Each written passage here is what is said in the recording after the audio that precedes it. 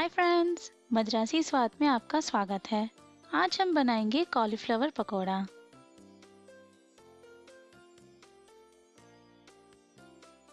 एक बाउल में लें 250 ग्राम फूल गोभी और इसमें डालें 2 कप गर्म पानी। 5 मिनट के लिए ऐसे ही रख दें। पानी को ड्रेन करके अच्छे से धो लें।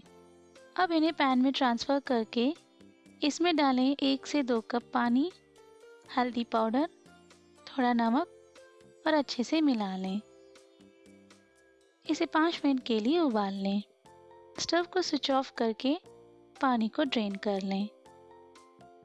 अब एक बाउल में लें 1/4 कप चावल का आटा, 2 बड़ा चम्मच बेसन, 1 बड़ा चम्मच कॉर्नफ्लोर, स्वाद अनुसार नमक, 1 छोटा चम्मच लाल मिर्च पाउडर, 1/4 छोटा चम्मच जीरा पाउडर और अच्छे से मिला लें।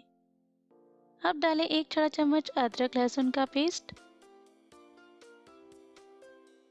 थोड़ा थोड़ा करके पानी ऐड कर लें और स्मूथ बैटर बना लें।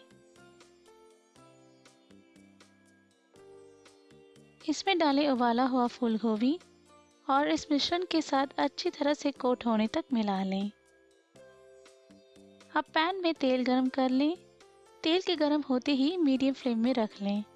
धीरे से इन्हें तेल में डाल लें।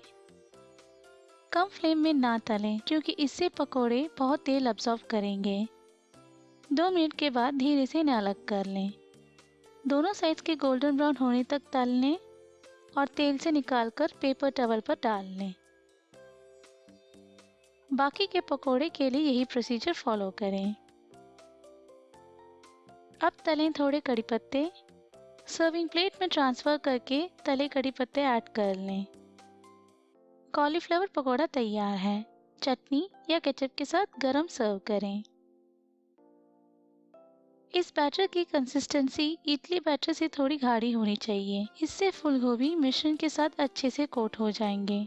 अगर बैटर की कंसिस्टेंसी बहुत पतली है तो पकोड़े तेल को अब्जर्व करेंगे, इसलिए सही कंसिस्टेंसी मेंटेन करें।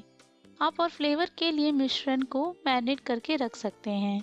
बैटर को स्मूथ और बिना लम्स के बनाएं, इससे हर पकोड़े में कंसिस्टेंट फ्लेवर आएगा।